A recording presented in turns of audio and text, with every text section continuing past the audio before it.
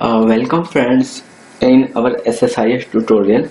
In this section we are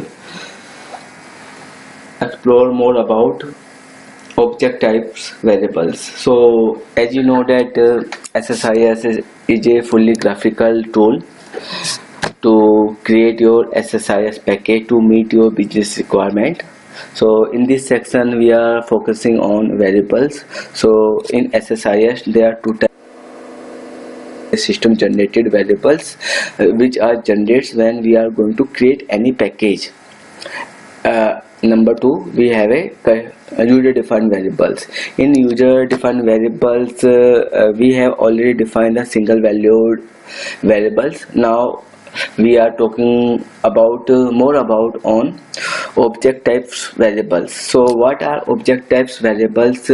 Object types variables are that variables which are containing more than one values. So how we are capture these values in SSIS, and how we are going to use further these values in our incoming component. So we are going to focusing on this. For example, we have the data like this. Now you can see we have a runtime table, and this table is returning more than one value. So we are going to capture this value in our object type variables and then use this value into our script task. So first of all, we are going back to our package and we are going to use our execute SQL task, and we have also talking about execute SQL task in SSIS in our previous videos.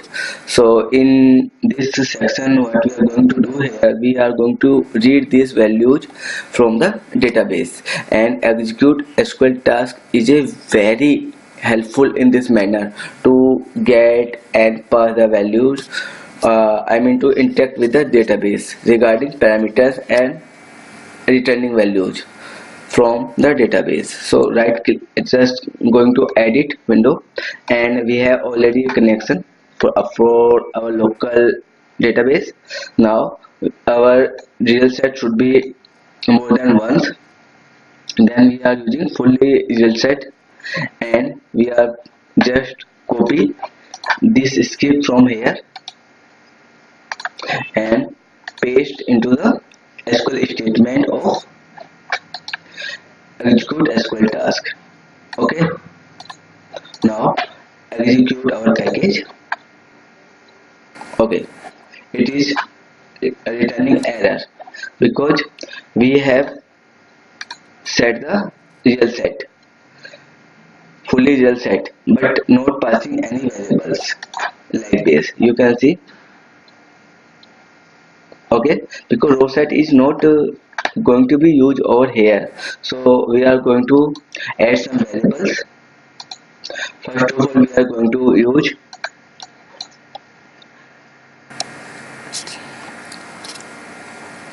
depth list. It would be the object type. Name. Next we are going to use depth name.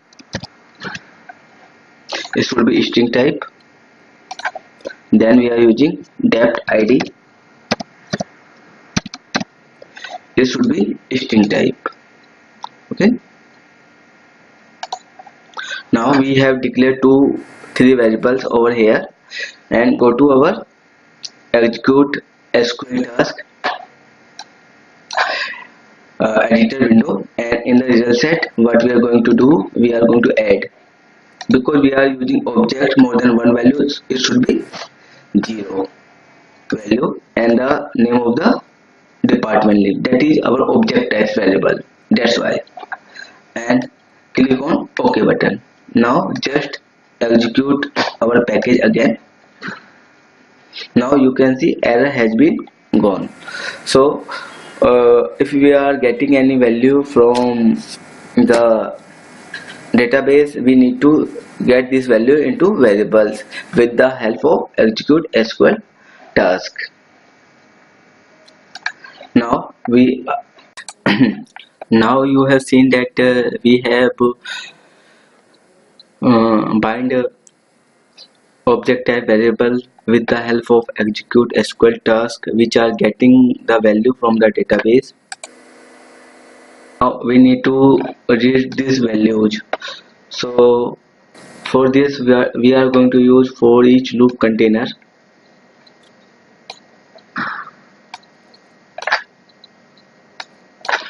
Okay, now we are just to change it. Read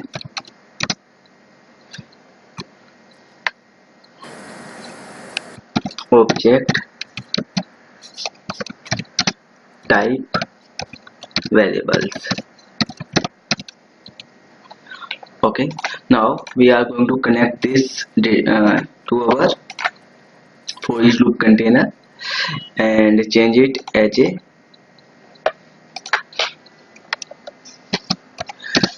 read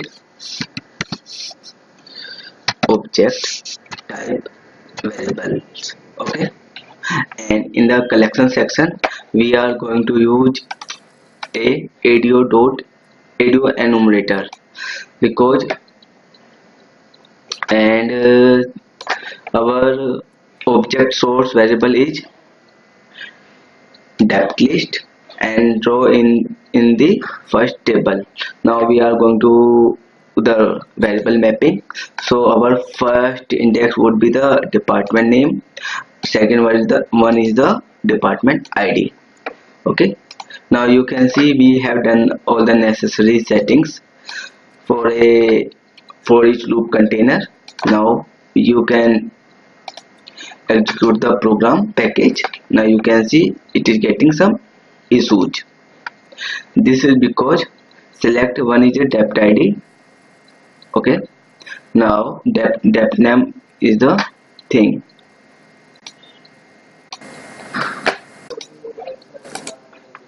Yeah, we are getting this error because if I am going to our variable section, you can see that depth ID should be the integer, and if I am going to our variable section, then we can see that is string. So we are going to convert it as a int 64. Okay, and execute the package again. Now you can see it is still we are still getting the error. Now what we are going to do here, in the edit, in the variable connection, depth ID is 1. Okay, just going to variable section again, and it should be int 64. Okay, now save the package, run start package again. Just wait, I think we are getting some error due to the 34. File save and execute the package again. Now you can see we have resolved the issues. Now we are going to use a skip task to read these values again and again. So in the skip task, what I am going to do here,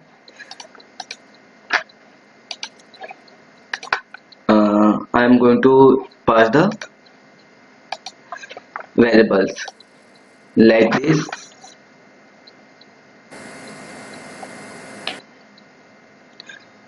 Depth name and depth ID. Okay, these are the both variables, and I'm going to click on edit script.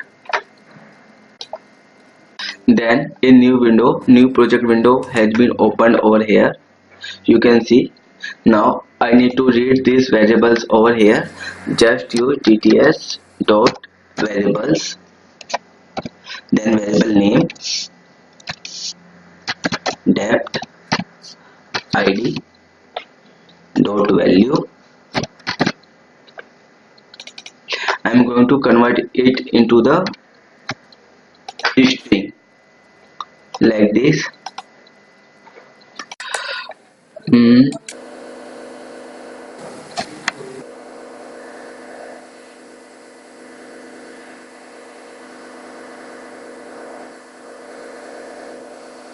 convert this object into convert dot to string.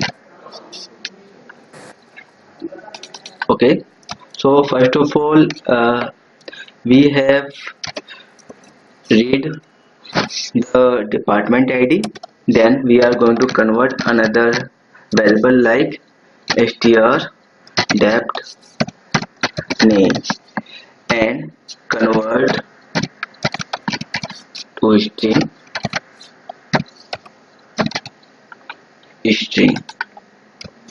We are using convert to string because if there is any null value, then issue there, then program will not throw any error, and null value can be handled with the help of convert to string method. That is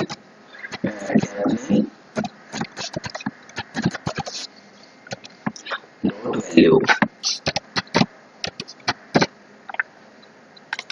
value. Now you can see we have captured both incoming values dept id and dept name in two different kind of variables, and right now I am going to show you this value with the help of message box dot show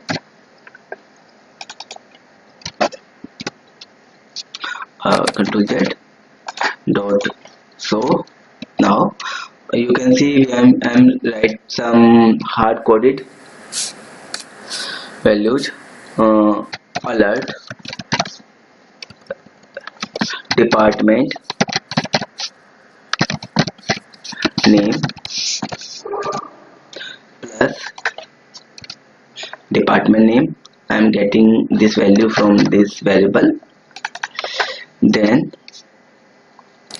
I am going to add the department ID over here, so I am using str dept ID because these values were returning as a string. Now I have converted them as a string.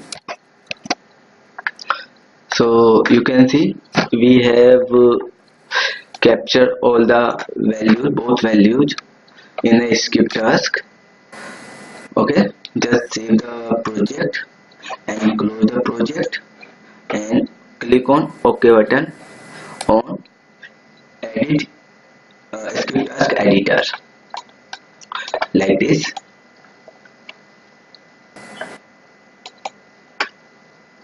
Now you can see what we done here. First of all, we read the variables, load the object type variable from the database and pass this object to our for each loop container. And in the for each loop container, what we did, you can see in this we have assigned this value to 4 variable mappings. In a collection, you can see we have assigned the object type variable. In variable mapping we have assigned this value one by one. Index 1 for department name and index 0 for department name, index 1 for department ID. Okay, now with the help of skip task we write some program to read these values. Now we can run the program over here. Now you can see this is the first value which is coming with the help of for each loop container enumerator, that is ADO enumerator. Now second value, now third value, now fourth value. Now you can see how to read the object type variables in for each loop container with the help of skip task. So it is very easy to read the values to the for each loop container. Please subscribe my channel on YouTube for more videos on for each loop container with different kind of enumerators. Thank you for watching us.